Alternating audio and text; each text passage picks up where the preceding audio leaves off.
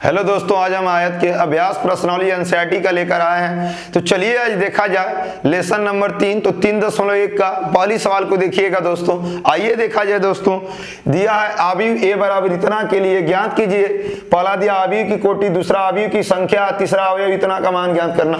तो सबसे पहले इसमें दिया है अवयव की कोटि, तो हम यहाँ पे लिख दे रहे हैं हल।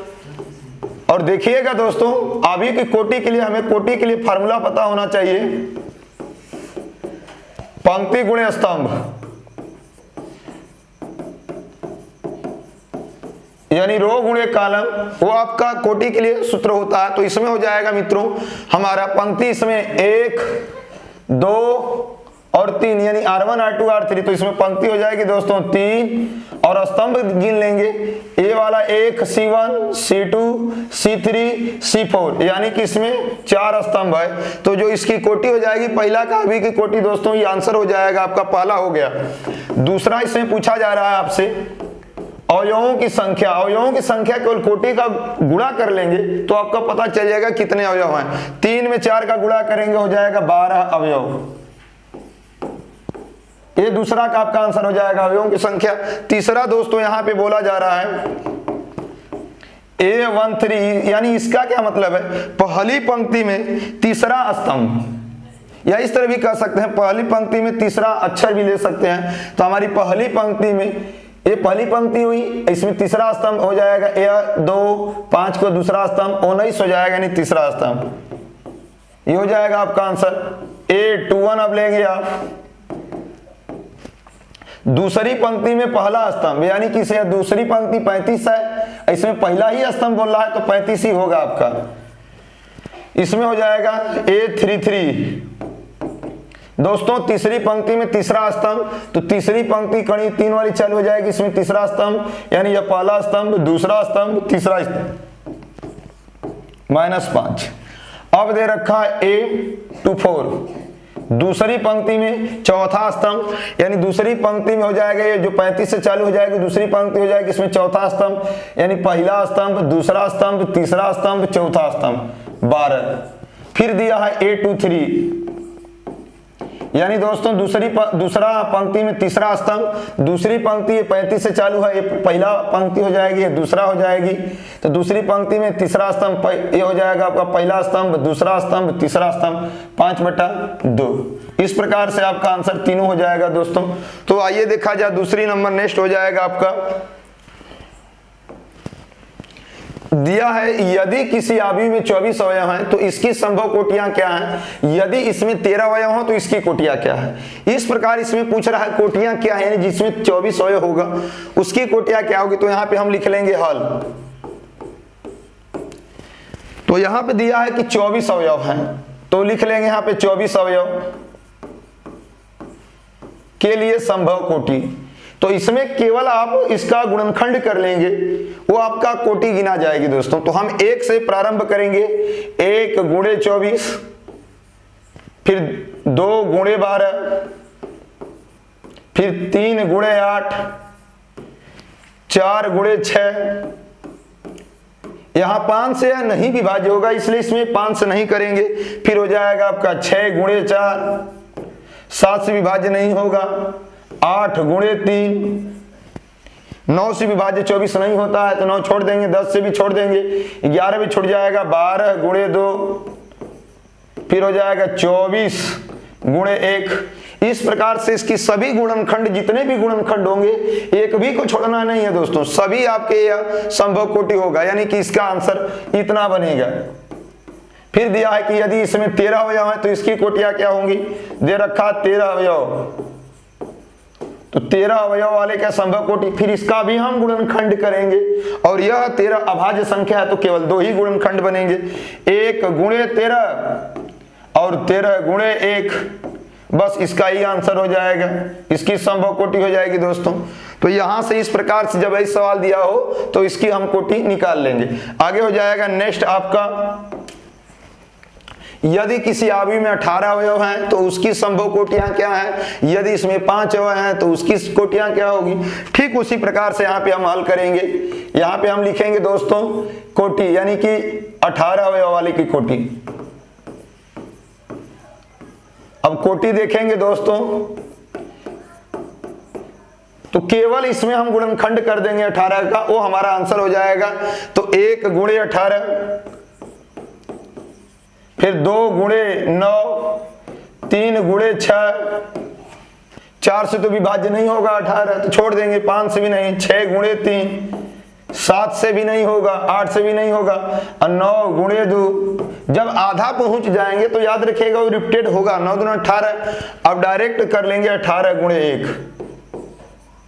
अब जितने भी गुणनखंड होंगे सभी के इसके दोस्तों आंसर हो जाएगा। इस प्रकार से यह आंसर होगा, यानी जिसके 18 अवयव होगा अवयव में उसकी कोटि यह होगी। फिर दे रखा है कि यदि इसमें 5 अवयव है तो इसकी कोटियां क्या होंगी। अब लिखेंगे कि 5 अवयव वाले की कोटि क्या होगी, ध्यान से देखिएगा।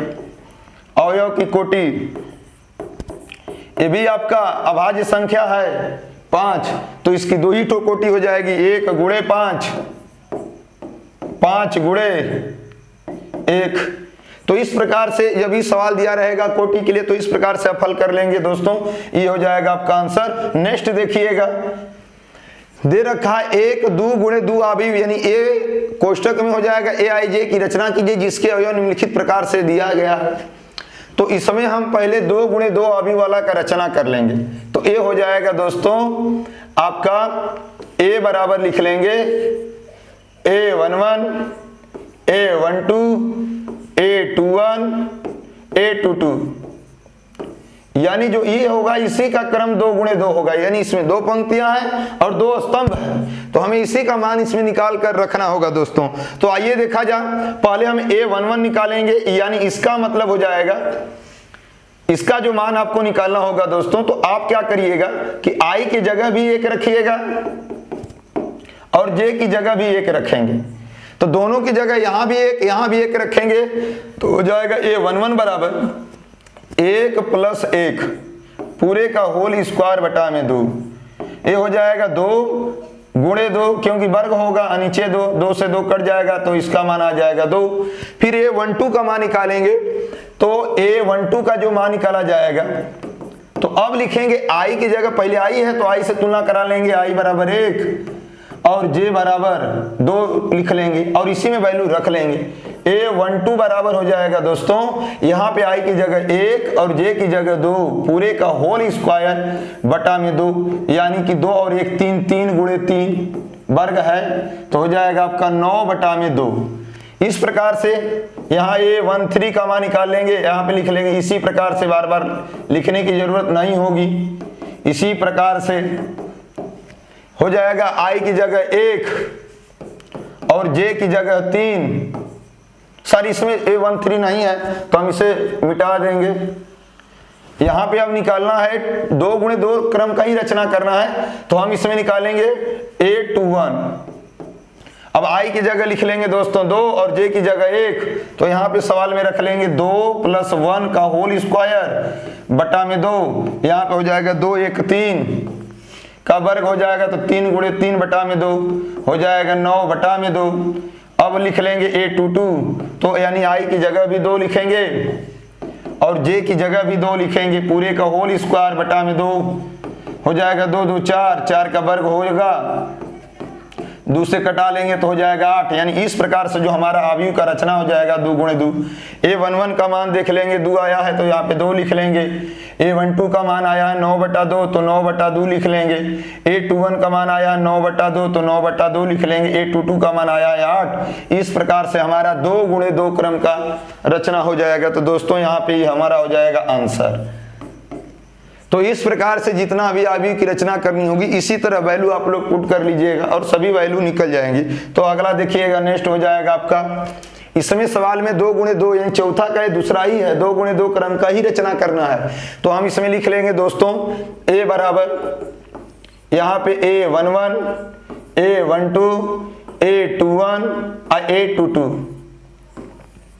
अब वैल्यू हम निकाल लेंगे, A11 निकालेंगे तो यहाँ पे हम लिखेंगे I की जगह भी 1, क्योंकि यहाँ पे I की जगह यहाँ पे तुलना कराएंगे तो 1 होगा और J की जगह भी 1 होगा। तो यहाँ पे आप वैल्यू रखेंगे इसी में A11 की जगह, तो आपका I की जगह पे 1 और J के स्थान पे भी 1, तो 1 बटा 1 आपका 1 ही होगा। अब A12 निकालेंगे, तो अब i की जगह लिख लेंगे, इसी का वैल्यू पूछ रहा है, तो i की जगह 1 और j की जगह हो जाएगा आपका 2। तो A12 निकाला जाएगा तो i की जगह दोस्तों हो जाएगा 1 और j की जगह 2, A12 हो जाएगा। A21 निकालेंगे तो यहाँ पे हम लिख लेंगे i की जगह पे 2 दोस्तों, यहाँ पे तुलना कराएंगे, i की जगह पे 2 और j की जगह पे 1। इसमें वैल्यू पुटअप करेंगे, A21 बराबर हो जाएगा i के स्थान पे 2 और नीचे j के स्थान पे 1, 2/1 अर्थात 2। A22 निकालेंगे, इसका वैल्यू निकाला जाएगा तो i के जगह स्थान पे 2, देखिएगा i के स्थान पे 2 और j के स्थान पे भी 2 हो जाएगा। तो हो जाएगा दोस्तों A22 बराबर 2/2, क्योंकि i का भी वैल्यू 2 है, j का भी कटा लेंगे तो हो जाएगा दोस्तों 1। तो हो जाएगा A22 बराबर 1। इस प्रकार से हम अवयव की रचना कर लेंगे। a बराबर 4 अवयवों को लिख लेंगे। A11 आपका 1 है, A12 आपका 1/2 है, A21 आपका 2 है, A22 आपका 1 है। तो ये हमारा दोस्तों हो जाएगा आंसर। इस प्रकार से जितनी भी सवालें आएंगी रचना करने के लिए आप लोग कर लीजिएगा।